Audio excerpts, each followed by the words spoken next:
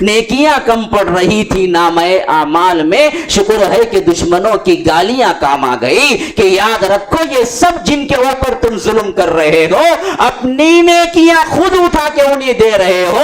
اللہ کی قسم لوگوں، یہ ظلم خواہ شرک کا ہو، خواہ گناہ کا ہو، خواہ ایک دوسرے پر ظلم کا ہو، ظلم ہوتا ہے، اور اللہ تبارک و تعالی اس دنیا میں بھی اس کو سزا دیتا ہے اور آخرت میں ہے ہی سزا۔ تو حکم کس کا چلتا ہے؟ اصل میں میرے بھائیوں رب کا چلتا ہے، کسی اور کا نہیں چلتا۔ اور ظلم ایک ایسی چیز ہے جو رب العالمین پکڑتا ہے تو پھر اس کی توبہ کو بھی قبول نہیں کرتا جب وہ گڑاتا ہے۔ جانوروں کو ظلم کا بدلہ ہے تو ہم کو نہیں کیا؟ بہو ساس پہ گالیاں دیتی ہے، ساس بہو پہ گالیاں دیتی ہیں، ہم دوست احباب ایک دوسرے پر کیا ہے؟ ہمیشہ رنجش، ہمیشہ حسد، ایک دوسرے کا برائی چاہتے ہیں۔ اللہ نہیں پوچھے گا؟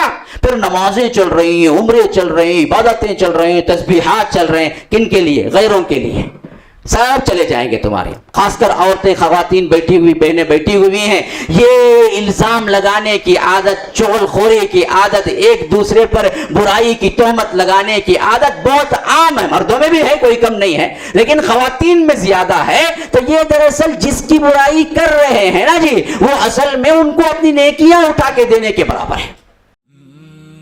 MSLI TV، رہنمائی بدلتی دنیا کے لیے۔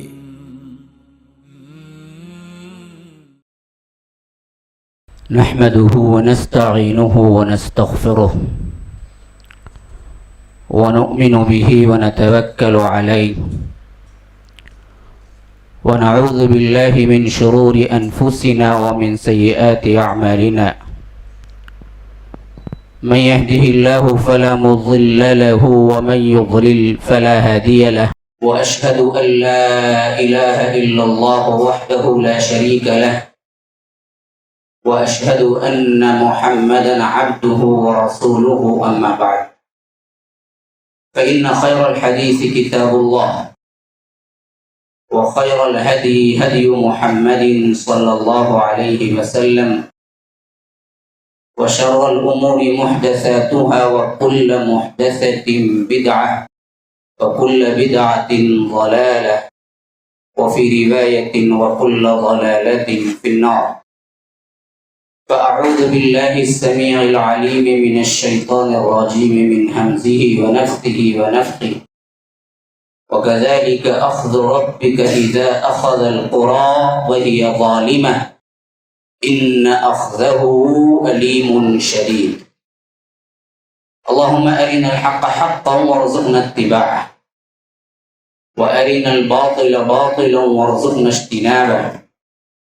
اللهم علمنا ما ينفعنا وانفعنا بما علمتنا وارزقنا علما۔ رب اشرح لي صدري ويسر لي أمري واحلل عقدة من لساني يفقهوا قولي۔ اس اللہ کے نام سے ابتدا، اس کے ناموں کی کوئی انتہا ہی نہیں۔ وَلَوْ أَنَّ مَا فِي الْأَرْضِ مِنْ شَجَرَةٍ أَقْلَامٌ وَالْبَحْرُ يَمُدُّهُ مِنْ بَعْدِهِ سَبْعَةُ أَبْحُرٍ مَا نَفِدَتْ كَلِمَاتُ اللَّهِ۔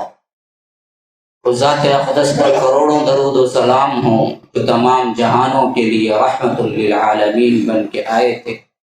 اللہم صلی علی محمد وعلی آل محمد کما صلیت علی ابراہیم وعلی آل ابراہیم انک حمید مجید، وبارک علی محمد وعلی آل محمد کما بارکت علی ابراہیم وعلی آل ابراہیم انک حمید مجید۔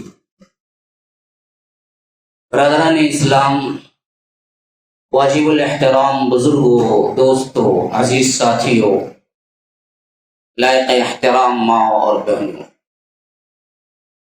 اللہ تبارک و تعالی نے اس اسلام کو بڑا ہی امن پسند اور ایک دوسرے کے حقوق والا بنا کر نازل کیا ہے۔ اس شریعت کی سب سے بڑی بیوٹی ہی اصل میں کیا ہے؟ اس کی وسطیت ہے، اس کا عدل ہے، اس کا انصاف ہے، اور ظلم کے خلاف سب سے اہم ترین، شدید ترین رد عمل ہے۔ اسی لیے اس امت کے نام میں وسطیت کے اندر وہ لفظ استعمال کیا ہے جو عدل کے لیے بھی استعمال ہوتا ہے. فرمایا کہ وَكَذَلِكَ جَعَلْنَاكُمْ أُمَّةً وَسَطًا، ہم نے اسی طرح اس امت کو امت وسط بنایا، عدل والی امت بنایا، انصاف والی امت بنایا. اب اس انصاف کے خلاف کوئی لفظ ہے تو وہ ہے ظلم، اور اس ظلم سے رب العالمین اتنا ناراض ہوتا ہے. تاریخ انسانی کے تمام ادوار اور اللہ تبارک و تعالیٰ کے بھیجے ہوئے تمام انبیاء کی قوموں کو اگر ہم نچوڑ کے دیکھیں تو آخری وہ سبب جس سے رب العالمین نے انہیں نیست و نابود کر دیا، انہیں ہٹا دیا، صفحہ ہستی سے مٹا دیا، تو اس کا واحد کاز جو نظر آتا ہے وہ ظلم ہے. جب بھی قومیں ظلم کا ارتکاب کی، رب العالمین نے باوجود ان کے انتہائی طاقتور ہونے کے انہیں صفحہ ہستی سے مٹا دیا، اور ایسے مٹایا کہ وہ گویا کہ کبھی تھے ہی نہیں. کأن لم یغنوا فیہا الا ان ثمود کفروا ربهم الا بعدا لثمود الا ان عادا کفروا ربهم الا بعدا لعاد قوم ہود. کہ سمود کا حال، حضرت ہود علیہ السلام کی قوم کا حال، اس سے پہلے جتنے انبیاء کرام کی قوموں کو اللہ تبارک و تعالی نے صفحہ ہستی سے مٹایا، ان سب کا ایک ہی جرم تھا، وہ جرم ہے ظلم. جب ظلم اپنے حد کو پار کرتا ہے تو رب العالمین اس دنیا کے اندر سزا دیتا ہے. دوسری اگر آپ اپنے طور پر کوئی گناہ کرتے ہیں جس کے اندر ظلم کا اطلاق نہیں ہوتا تو ہو سکتا ہے اللہ اس سزا کو مؤخر کر دے اور آخرت میں دے دے. بعض گناہوں کی سزائیں اللہ آخرت میں صرف دیتا ہے، دنیا میں دیکھنے میں نہیں آتا. لیکن ظلم ایک ایسا گناہ ہے جس کا رب العالمین دنیا ہی میں سزا دیتا ہے. اس لیے جو آیت میں نے ہود کی پڑھی، اللہ اس میں اپنا اصول بیان کر رہا ہے کہ وَكَذَلِكَ أَخْذُ رَبِّكَ إِذَا أَخَذَ الْقُرَىٰ وَهِيَ ظَالِمَةٌ إِنَّ أَخْذَهُ أَلِيمٌ شَدِيدٌ. ہم جب بھی کسی قریے کو پکڑے ہیں، ہم جب بھی کسی بستی کو پکڑے ہیں، ہم جب بھی کسی شہر والوں پر عذاب نازل کیا ہے، اسی وقت ہم نے نازل کیا ہے جب ان کی حالت ظالم کسی تھی. وَهِيَ ظَالِمَةٌ، جب بھی لوگوں نے ظلم کا ارتکاب کیا، ناحق کیا ہے زبردستی کرنے لگے، ایک دوسرے کا حق مارنے لگے، ظالم کا کیا ہے دور چلتا تھا، جس کی لاٹھی اس کی بھینس کا معاملہ چل رہا تھا، تو اللہ تبارک و تعالیٰ کہتا ہے تو اسی وقت ہم نے کیا ہے ان کو پکڑا، اس سے پہلے انہیں نہیں پکڑا. وَكَذَلِكَ أَخْذُ رَبِّكَ إِذَا أَخَذَ الْقُرَىٰ وَهِيَ ظَالِمَةٌ. اور ہماری پکڑ جو ہوتی دنیا کی پکڑ، آخرت تو ہے ہی. ان اخذہ علیم شدید، ہماری پکڑ جو ہے نا وہ بڑی المناک بھی ہے اور بڑی زبردست بھی ہے، بڑی درد دینے والا بھی ہے. علم، الف سے لام اگر ہے تو اس کا مطلب ہوتا ہے بہت ہی درد والا عذاب.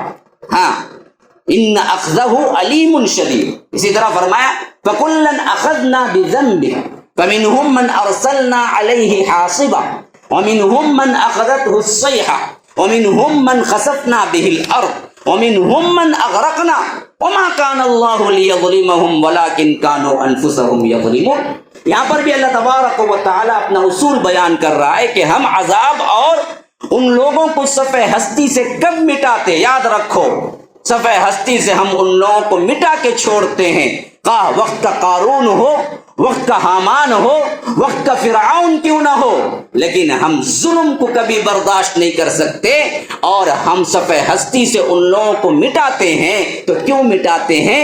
جب وہ ظلم کا ارتکاب کرتے ہیں. کیسے کیسے مٹاتے ہیں جی؟ فرمایا کہ فَكُلًّا أَخَذْنَا بِذَنبِهِ، ان قوموں کو ہم نے پکڑا ان کے گناہوں کے سبب. گناہ ظلم ہے، یاد رکھو، خواہ وہ اپنا گناہ کر رہا ہے یا دوسروں کے لحاظ سے کیا ہے ان لوگوں کو زبردستی گناہ کے لیے مجبور کر رہا ہے، یا دوسرے اس سے افیکٹ ہو رہے ہیں، وہ سب گناہ ہے. میں انشاءاللہ آؤں گا ابھی کہ ظلم کیا ہے، اس کا ڈیفینیشن کیا ہے اور ظلم کے انداز مراتب کیا ہیں. لیکن پہلے سمجھ لیجئے اللہ تبارک و تعالی ظلم کے اعتبار سے قرآن مجید میں کیسے کیسے گفتگو کیا ہے تاکہ ہمیں اچھی طرح معلوم ہو جائے کہ اس کی سزا کیا ہوتی ہے۔ فرمایا کہ فَكُلًّا أَخَذْنَا بِذَنبِهِ، ہم نے ان کے گناہوں کے سبب انہیں پکڑا، فَمِنْهُمْ مَنْ أَرْسَلْنَا عَلَيْهِ حَاصِبًا، تیز و تند آندھی بھیج کر ہم نے انہیں صفحہ ہستی سے مٹا دیا، گرم گرم لو، جیسے کہ لوط کی قوم کو ہوا، سمود کی قوم کو ہوا۔ آگ سے اللہ تبارک و تعالی جہنم کی آگ سے ڈائریکٹ انہیں کیا ہے پتھر بھیجے۔ فلما جاء امرنا، جب ہمارا حکم آ پہنچا، فرمایا کہ جعلنا عالیہا سافلہا وامطرنا علیہا حجارتا من سجیل منضود مسومتا عند ربک وما ہی من الظالمین ببعید۔ دیکھیں وہی ظلم کا لفظ آیا ہے۔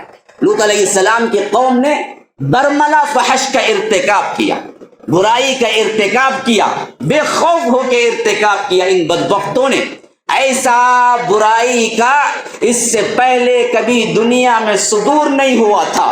ہم جس پرستی میں مبتلا ہوئے، جو کہ آج ہمارے نوجوانوں میں بہت تیزی سے یہ گناہ پھیل رہا ہے، ڈرو اللہ سے۔ اللہ تبارک و تعالی فرماتا ہے حضرت لوط کی قوم کو ہم نے مٹانا چاہا تو کیسے مٹانا چاہا کہ ہمارا حکم آ پہنچا تو جعلنا عالیہا سافلہا، ہم اس کو لے گئے اوپر، پھر وہاں سے ان کو الٹا کے پھینک دیا۔ حدیث ابن کثیر کے اندر بہت سی احادیث اس بارے میں آئی ہیں کہ حضرت جبرائیل نے اس اپنے پر کی نوک سے وہ پوری بستی کو اٹھا لیا اور لے گئے، یہاں تک کہ لوط کی قوم کے کتوں نے جو بھونکنا شروع کیا تھا، اس بھونکنے کی آواز کو ملائے اعلیٰ نے سنا، اتنا اوپر لے گئے، اتنا اوپر لے گئے جہاں آسمان کے فرشتے رہتے ہیں، وہاں تک لے گئے۔ وہ جو کتے اس بستی کے بھونک رہے تھے تو وہاں کے فرشتوں نے اس بھونکنے کی آواز کو سنا تو اس بستی کو اٹھا کے اتنا اوپر لے گئے، پھر جعلنا عالیہا سافلہا، پھر پلٹا کے اسے دے مارا نیچے زمین پر، اور اس کے ساتھ ساتھ دوسرا عذاب آیا، حجارتا من سجیل منضود مسومتا عند ربک، جہنم کے تپائے ہوئے پتھر جس کے اوپر ایک ایک کا نام لکھا ہوا تھا کہ کس پہ پڑھنا ہے، وہ پتھر انگار کے پتھر انہیں پڑے۔ اور اللہ کہتا ہے وما ہی من الظالمین ببعید، یہ ہے ظالموں کا انجام۔ اللہ تبارک و تعالی یہ کرنے سے کوئی دور کی بات، کوئی عاجز کرنے والا نہیں ہے۔ تو اللہ تبارک و تعالی نے قوموں کو مٹایا تو کبھی کبھی تیز تند آندھی سے مٹا دیا۔ وَكُلًّا أَخَذْنَا بِذَنبِهِ فَمِنْهُمْ مَنْ أَرْسَلْنَا عَلَيْهِ حَاصِبًا وَمِنْهُمْ مَنْ أَخَذَتْهُ الصَّيْحَةُ وَمِنْهُمْ مَنْ خَسَفْنَا بِهِ الْأَرْضَ، کبھی ایک ہی چیخ نے سب کو سلا کے رکھ دیا، اور کبھی زمین پھٹی اور سب کے سب دس کے رہ گئے، ایسا ہو گیا کہ کبھی بستی تھی ہی نہیں۔ اور اسی طرح فرمایا کہ فَمِنْهُمْ مَنْ أَغْرَقْنَا، بعضوں کو ہم نے سمندر میں غرقاب کر دیا۔ لیکن یہ سب کچھ ہم نے کیوں کیا؟ وَمِنْهُمْ مَنْ أَغْرَقْنَا وَمَا كَانَ اللَّهُ لِيَظْلِمَهُمْ، دیکھو یہ سب میں نے جو کیا یہ دراصل میرا ظلم نہیں تھا، میں نے ان پر ظلم نہیں کیا، وَلَكِنْ كَانُوا أَنفُسَهُمْ يَظْلِمُونَ، کہ اصل میں بدبخت یہ خود اپنے آپ پر ظلم کرنے والے تھے، یہ ظالم تھے، اس واسطے ان کو نت نئے عذابات آئے اور ہم نے ان کو ختم کر کے رکھ دیا۔ اس واسطے اصل میں ہم نے یہ سزائیں دے کر ان پر ظلم نہیں کیا، بلکہ یہ سزا کے مستحق ہو چکے تھے۔ ہم تو انصاف پسند ہیں، ہم تو عدل کرنے والے ہیں، ہم تو رحمان ہیں، ہم تو رحیم ہیں۔ رب العالمین نے سب سے پہلا تعارف اپنے قرآن میں کروایا تو اپنے آپ کا کیا کروایا؟ الحمدللہ رب العالمین، یہ تو اللہ کی تعریف ہے۔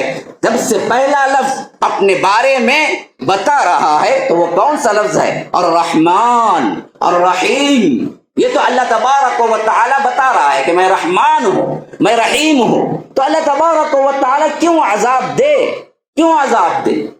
اللہ تبارک و تعالی اپنے بارے میں کہتا ہے وَهُوَ الْوَدُودُ وَهُوَ الْغَفُورُ الْوَدُودُ ذُو الْعَرْشِ الْمَجِيدُ فَعَّالٌ لِمَا يُرِيدُ، وہ تو بڑا ہی محبت کرنے والا ہے، بڑا ہی مغفرت کرنے والا ہے، تواب الرحیم، وہ تو بڑا ہی توبہ قبول کرنے والا ہے، بڑا رحم کرنے والا ہے۔ تو رب العالمین تو سراپا رحمت ہے، اور اپنے اوپر اللہ تبارک و تعالی نے رحمت کو لازم کر لیا ہے۔ تو اب اللہ کے عذاب کیوں آتے ہیں قوموں پر جب وہ خود ظالم ہوتے ہیں؟ ایک پیاری حدیث ہے، اس حدیث سے میں آپ کو سمجھانا شروع کرتا ہوں۔ حضرت ابو ہریرہ کی روایت، مسلم کے اندر یہ روایت آئی ہے، اور اس روایت کو روایت کرنے والے حضرت ابو ہریرہ وہ صحابی ہیں جو اللہ کے رسول صلی اللہ علیہ وسلم کے حدیث کو روایت کرنے والے سب سے زیادہ، جن کے پاس احادیث کا کلیکشن تھا، جنہوں نے روایتیں کی ہیں۔ اور یہ روایت وہ روایت ہے جسے حدیث قدسی کہتے ہیں، جسے رب العالمین سے اللہ کے رسول روایت کرتے ہیں۔ عام روایتیں یوں ہوتی ہیں کہ عن ابی ہریرہ، ابو ہریرہ روایت کر رہے ہیں، پھر اس کے بعد کیا، قال رسول اللہ، اللہ کے رسول صلی اللہ علیہ وسلم نے کہا۔ لیکن یہ روایت ایسی ہے کہ اللہ سے اللہ کے رسول روایت کر رہے ہیں۔ عن ابی ہریرہ رضی اللہ عنہ، کہتے ہیں حضرت ابو ہریرہ رضی اللہ عنہ کہ عن النبی صلی اللہ علیہ وسلم، اللہ کے رسول صلی اللہ علیہ وسلم سے میں روایت کر رہا ہوں، لیکن کیسے، فیما یروی عن ربہ تبارک و تعالی، وہ اللہ سے روایت کر رہے ہیں، میں اللہ کے رسول سے روایت کر رہا ہوں، اور اللہ کے رسول اللہ تبارک و تعالی سے روایت کر رہے ہیں۔ یہ ڈائریکٹ ہے، قرآن کے بعد حدیث قدسی ہے، اس کے بعد کا درجہ حدیث ہے، جس میں اللہ کے رسول صلی اللہ علیہ وسلم سے روایت ہوتی ہے، لیکن جو حدیث قدسی ہے وہ اللہ تبارک و تعالی سے روایت ہوتی ہے۔ تو فرمایا یا عبادی، بڑی پیاری حدیث ہے، فرمایا کہ اے میرے بندو، انی حرمت الظلم علی نفسی، دیکھو میں اپنے آپ پر ظلم کو حرام کر دیا ہوں، فجعلتہ بینکم محرما، اور تمہارے لیے بھی ایک دوسرے پر ظلم کرنا حرام کر دیا ہوں، فلا تظالموا، لوگوں دیکھو آپس میں ظلم نہ کرو، ایک دوسرے پر ظلم نہ کرو، یہ میرے لیے بھی حرام، میں نے اپنے اوپر حرام کر دیا۔ اللہ تبارک و تعالیٰ کو کوئی اصول نہیں ہے جو کہ لاگو کر سکے، لیکن اللہ تبارک و تعالیٰ نے اپنے آپ پر ظلم کو حرام کیا اور ہم پر ایک دوسرے کے ظلم کو حرام کیا، پھر فرمایا میں تم سب کو بھی یہ حرام کرتا ہوں، تو لوگوں فلا تظالموا، ایک دوسرے پہ ظلم نہ کرو۔ تو اب آئیے ظلم کیا ہے؟ ظلم کیا ہے؟ ہاں، ظلم ہے وہ مقام و مرتبہ جس کا وہ اہل ہے وہ نہ دینا اور دوسری جگہ اس کو رکھ دینا، یہ اصل ظلم ہے۔ ظلم ہر وہ مقام جس کا وہ حقدار ہے اس کو نہ دینا اور اس سے دوسرا مقام دینا ظلم ہے۔ مثلا آپ کہیں گے یہ قلم ہے میرا، اس کا مقام جیب میں رکھنا ہے، اگر کوئی پاؤں سے رونتا ہے تو ہر آدمی کہہ سکتا ہے کہ بھائی آپ نے قلم کے ساتھ ظلم کیا ہے، اس کا مقام پاؤں سے روندنے کا نہیں ہے۔ بعین ہی اسی طرح ہر ایک کا حق نہ دینا یہ ظلم ہے، ہر ایک کو ان کا حق دے دینا یہ عدل ہے۔ اور ظلم میں مراتب ظلم کے اعتبار سے بھی سمجھ لیجئے، علماء مفسرین اور محدثین کیا بتاتے ہیں، ظلم میں سب سے بڑا ظلم کیا ہے پتہ ہے؟ شرک ہے۔ ہاں، وَلَقَدْ آتَيْنَا لُقْمَانَ الْحِكْمَةَ أَنِ اشْكُرْ لِلَّهِ وَمَنْ يَشْكُرْ فَإِنَّمَا يَشْكُرُ لِنَفْسِهِ وَمَنْ كَفَرَ فَإِنَّ اللَّهَ غَنِيٌّ حَمِيدٌ وَإِذْ قَالَ لُقْمَانُ لِابْنِهِ وَهُوَ يَعِظُهُ يَا بُنَيَّ لَا تُشْرِكْ بِاللَّهِ إِنَّ الشِّرْكَ لَظُلْمٌ عَظِيمٌ۔ آگئی وہ بات جو میں نے کہا تھا، لقمان علیہ السلام نے اپنے بیٹے کو نصیحت کرتے ہوئے کہا کہ اے میرے بیٹے دیکھو، اللہ کے ساتھ شرک نہ کرنا، بے شک اللہ کے ساتھ شرک کرنا سب سے بڑا ظلم ہے۔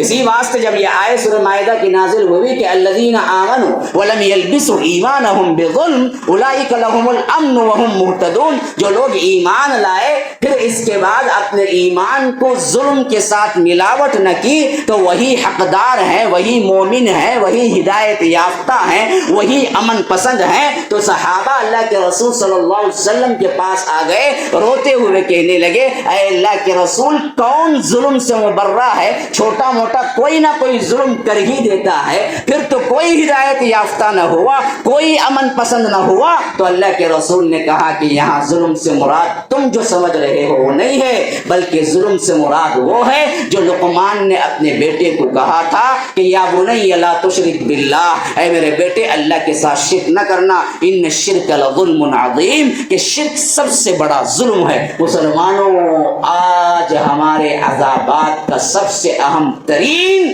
سبب ظلم ہے، لیکن اس ظلم میں بھی سب سے بڑا ظلم ہے شرک۔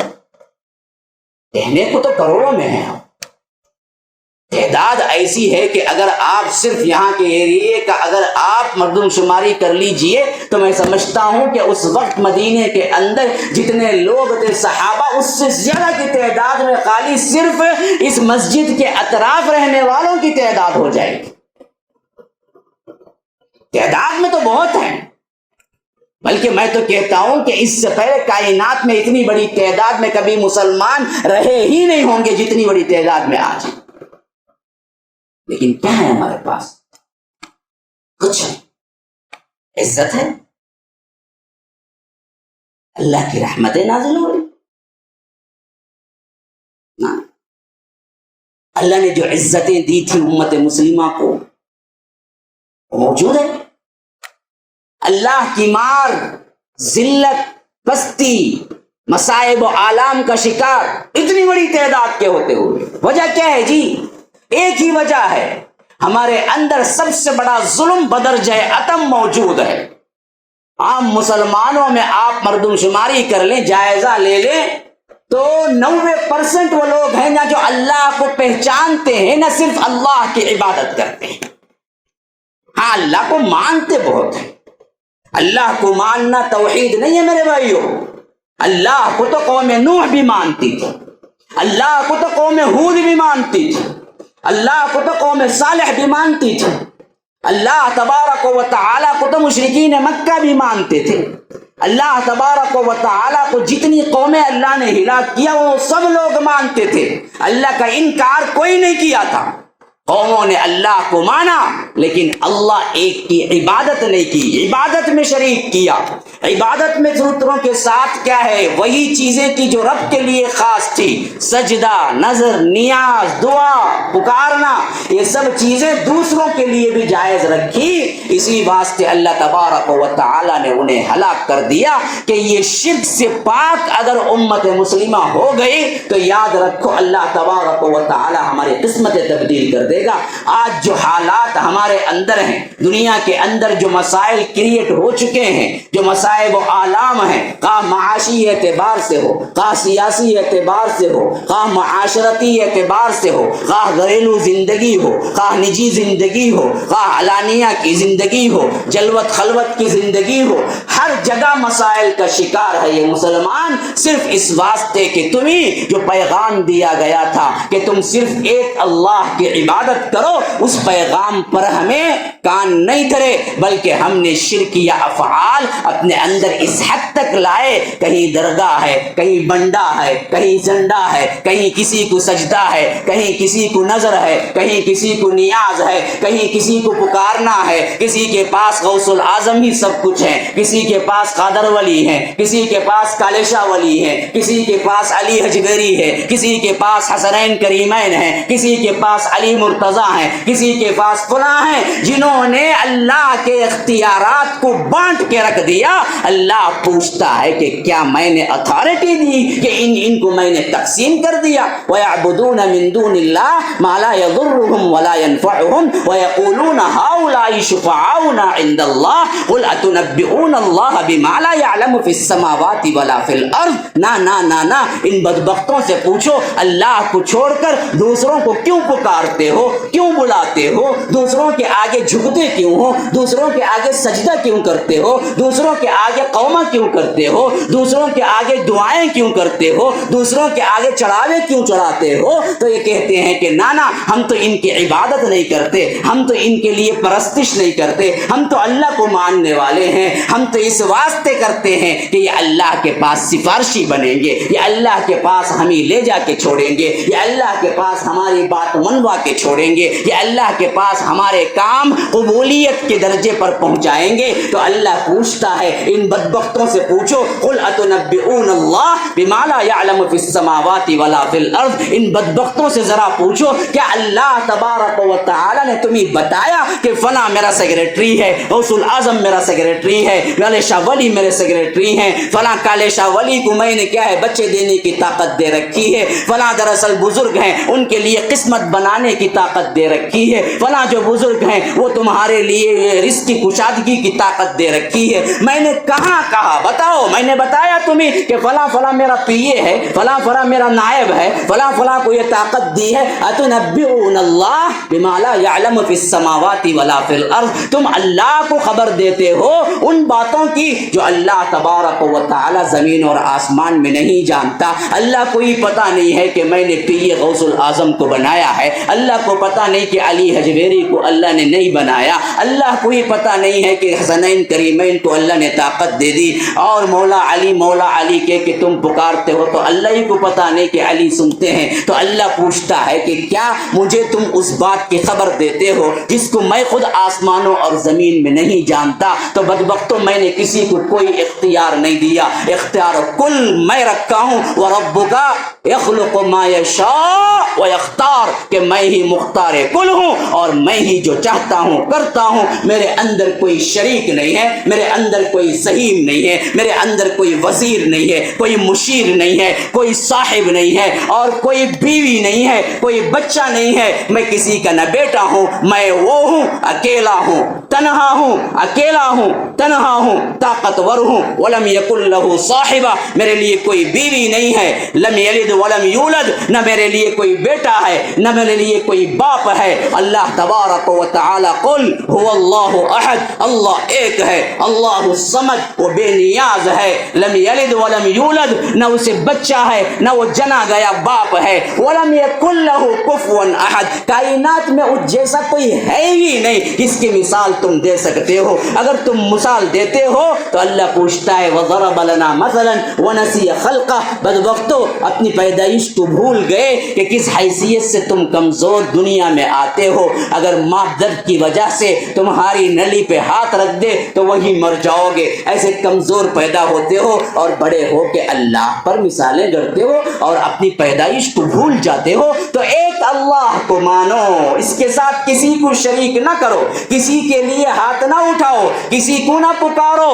اللہ تبارک و تعالی اکیلا تنہا مالک خالق ہے اور وہی تنہا عبادت کا مستحق بھی ہے۔ ایکشن عبادت کے جتنے ہیں سب رب العالمین کو کرنا ہے۔ اگر اس ظلم کو چھوڑ دو گے تو یاد رکھو مسلمانوں، اللہ تبارک و تعالی بھی اپنا وعدہ پورا کرنے کو تیار ہے جو اصحاب رسول اللہ صلی اللہ علیہ وسلم سے کیا۔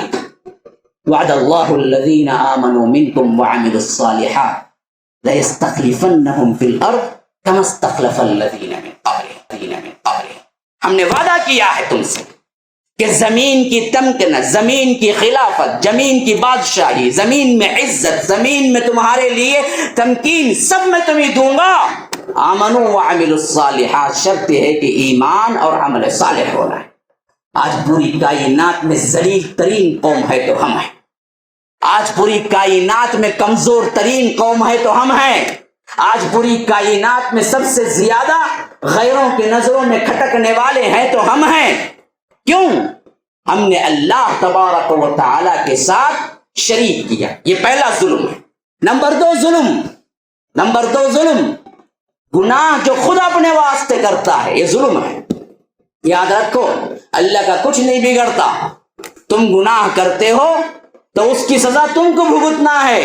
تو گناہ کرتے ہوئے اللہ کے لیے اپنے آپ پہ رحم کرو، کسی غیر کے لیے نہیں۔ میں کہہ رہا ہوں تمہارے اپنے لیے رحم کرو کہ کل تم قیامت کے اندر اللہ تبارک و تعالی کی دی ہوئی سزا اور جہنم کی آگ نہیں سہ سکو۔ ارے یہ 70-69 مرتبہ دھو کے آگ اللہ نے دنیا میں بھیجا، اس میں تم ایک منٹ کے لیے، ایک لمحے کے لیے اپنی انگلی نہیں رکھ سکتے؟ تو وہ جو یہاں کی آگ سے 69 درجہ زیادہ زبردست آگ ہے، وہاں پر جانے کے لیے تیار ہو گئے۔ فما اصبرهم علی النار، تم جری ہو کہ جہنم کی آگ ہم کیا ہے سہ لیں گے، پھر تو گناہ کیوں کرتے ہیں؟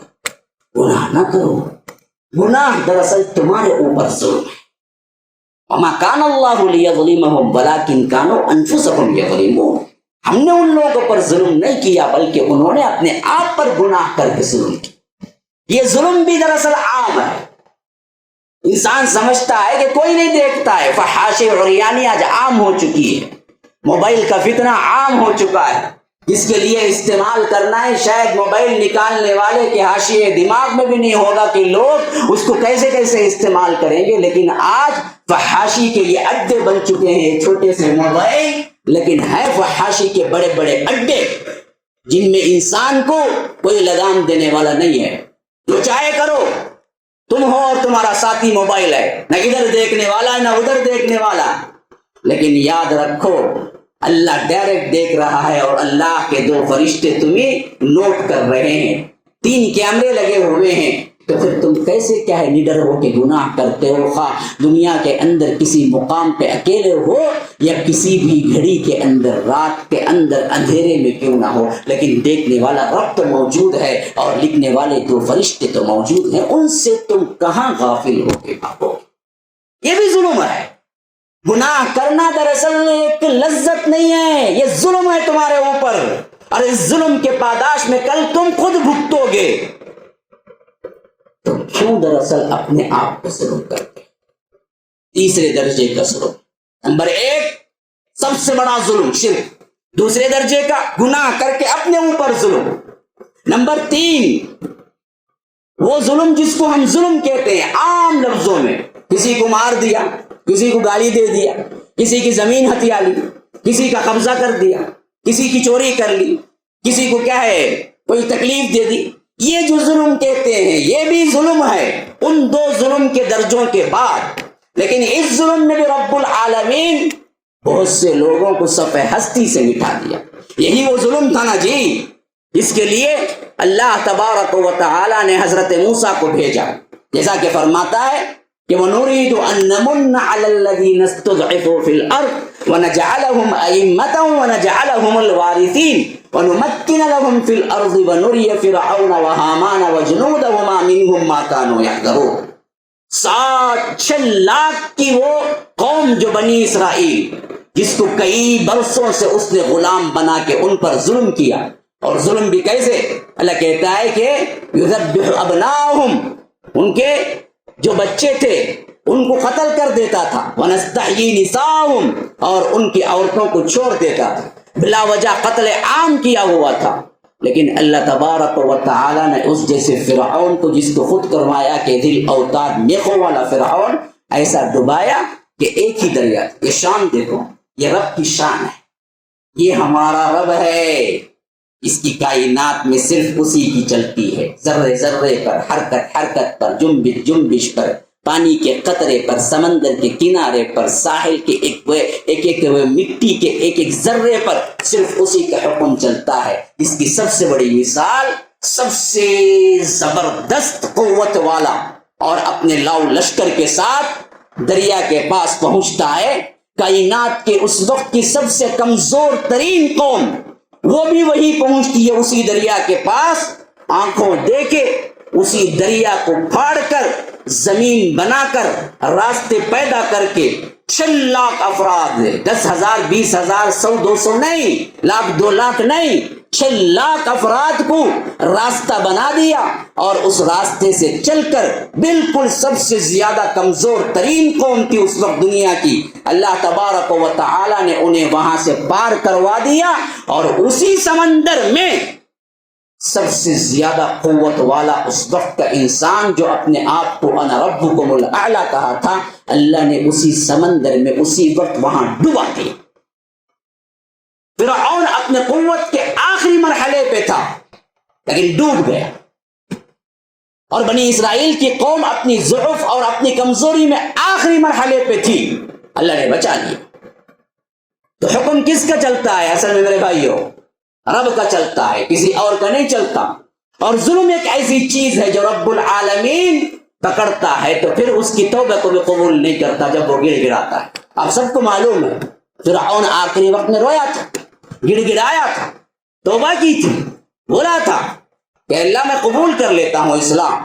اللہ نے کہا کہ الان اب آ رہا ہے، وقد عصیت قبل وکنت من المفسدین، اس سے پہلے تو مفسدوں کے اندر تھا، معصیت کرتا رہا، گمراہی میں رہا، نافرمانی کرتا رہا. آج تیری توبہ کو ہم نہیں قبول کریں گے، لیکن فَالْيَوْمَ نُنَجِّيكَ بِبَدَنِكَ لِتَكُونَ لِمَنْ خَلْفَكَ آیا، لیکن تیرے جسم کو ہم آیت بنا کے، نشانی بنا کے قیامت تک کے آنے والے لوگوں کے لیے رکھیں گے کہ دیکھو یہ ہے ظالم جس کا انجام ہم نے یوں کیا کہ یہ آج بھی پڑا ہوا ہے، آج بھی موجود ہے، اس کی ناش کو دیکھو، عبرت حاصل کرو. جو غرور سے گھمنڈ سے چلتے ہیں، میرے بغیر کیا ہوتا ہے، میں کا نعرہ لگاتے ہیں، اور یہ غریبوں پر نہیں دیکھتے کہ جو آج ظلم کر رہا ہے ایک رب العالمین ہے جو پوچھ رہا ہے کہ کہاں ہیں وہ لوگ جو اپنے آپ کو جبار کہے، اپنے آپ کو ملک، اپنے آپ کو بادشاہ کہے، اپنے آپ کو کیا ہے ناحق لوگوں پر ظلم کیا. تو یاد رکھو ایسے لوگوں کو آخرت میں کوئی حصہ نہیں. اب آخری بات کی طرف آ جائیے، اس ظلم کے ارتکاب کا حشر کیا ہوگا. جو ہم عام تو میں نے ظلمن کیا کیا چیزیں ہیں اس پر نہیں بیان دیا، کیونکہ انسان کی فطرت میں اللہ نے رکھا ہے کہ ظلم کیا ہے. اصل میں انسان ضمیر کو مار کے کرتا ہے. کسی کی زمین ہتھیانا نہیں. میں پوچھتا ہوں بیٹھنے والا میں کسے نہیں معلوم ہے جی، سب کو معلوم ہے، لیکن کرتے غلط نہیں کرتے. اور رات میں جعلی ڈاکومنٹس مل گئے تو کیا ہے، کورٹ بھی فیصلہ کر دے تو اور خوش ہو جاتے ہیں، دیکھو بھائی کورٹ میں بھی کیس ڈالا، میں جیت گا بھائی. لیکن تیرے ضمیر سے جیتا کیا؟ تیرا ضمیر تو بول رہا ہے نے تو قبضہ کیا. ہاں، جس زمین کو اللہ تبارک و تعالی نے تیرے لیے حرام کیا تھا، جو قبضے سے، پریشانی سے، لوگوں کو دباؤ سے اور قانون سے تو نے کیا ہے اسے جعلی طور پر حاصل کیا، تو کل قیامت کے دن اللہ کے رسول کہتے ہیں کہ وہ زمین کا ٹکڑا نہیں بلکہ ساتوں زمینوں کا طوق اٹھائے وہ آئے گا حشر کے میدان میں. تب اکیلا ہوگا، ننگ دھڑنگ ہوگا، جتنی زمین دبایا تھا اس سے 7 گنا بڑی زمین اٹھا کے وہ چل کے آئے گا. تو اس وقت اس کا کیا حال ہوگا. تو دوسروں کی زمینیں دبانے سے پرہیز کرو، قانون تمہارے حوالے کیوں نہ کرے. ظلم، دوسروں کو گالی دینے سے پرہیز کرو، کل تمہاری ایک ایک گالی کے بدلے ایک ایک نیکی اللہ تبارک و تعالی اس کو دے دے گا. تم منہ دیکھتے رہ جاؤ گے، تمہارے اپنی نیکیاں بھی اس کے پاس چلی جائیں.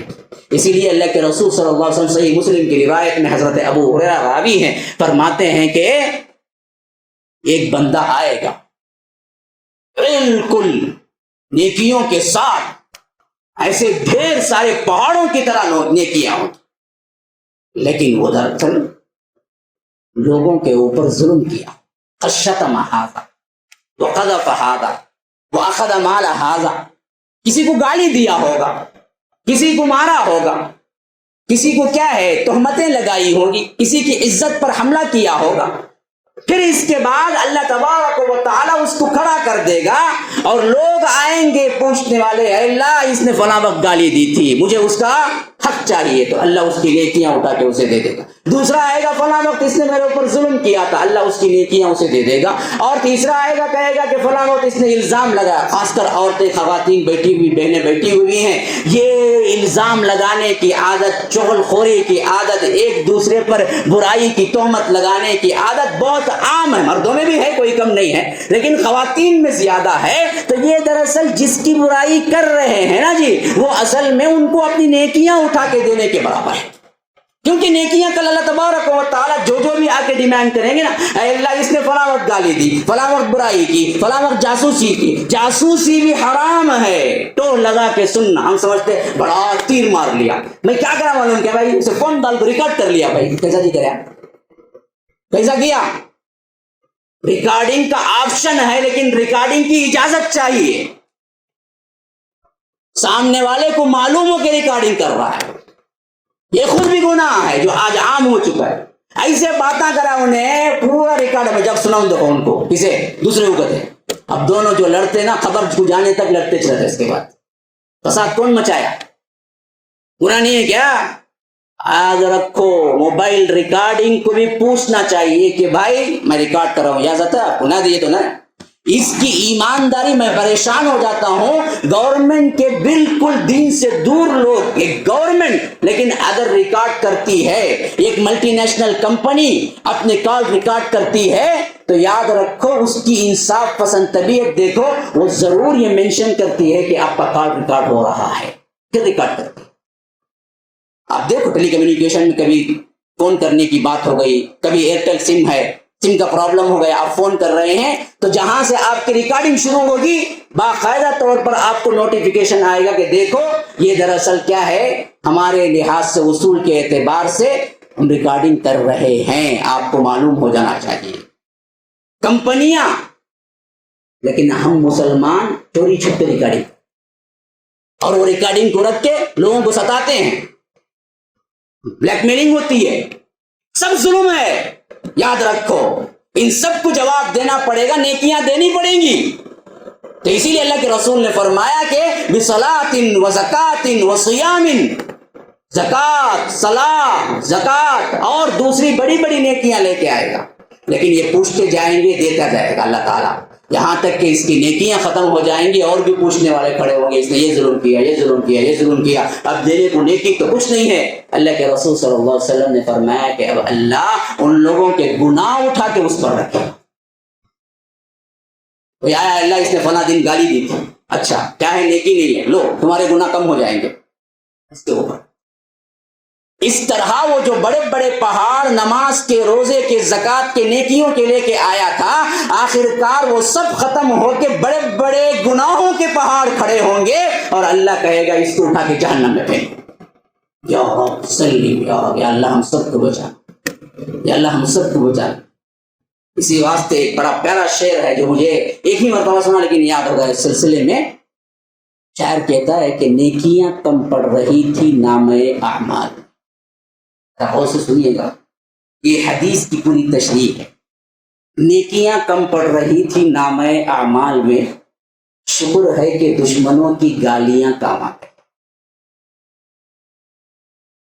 جب حشر کے میدان میں فیصلہ ہو رہا تھا تو مجھے جنت جانے کے لیے نیکیاں کم پڑ رہی تھی، اور وہاں کوئی روپیہ نہیں چلتا، ڈالر نہیں چلتا، پیسہ نہیں چلتا کہ میں نیکیاں خریدوں، کہ یہاں تک کہ جو دشمنوں نے مجھے گالیاں دی تھی ان کی طرف سے نیکیاں آ گئی، مجھے جنت چلا گیا. نیکیاں کم پڑ رہی تھی نامہ اعمال میں، شکر ہے کہ دشمنوں کی گالیاں کام آ گئی. کہ یاد رکھو یہ سب جن کے اوپر تم ظلم کر رہے ہو اپنی نیکیاں خود اٹھا کے انہیں دے رہے ہو.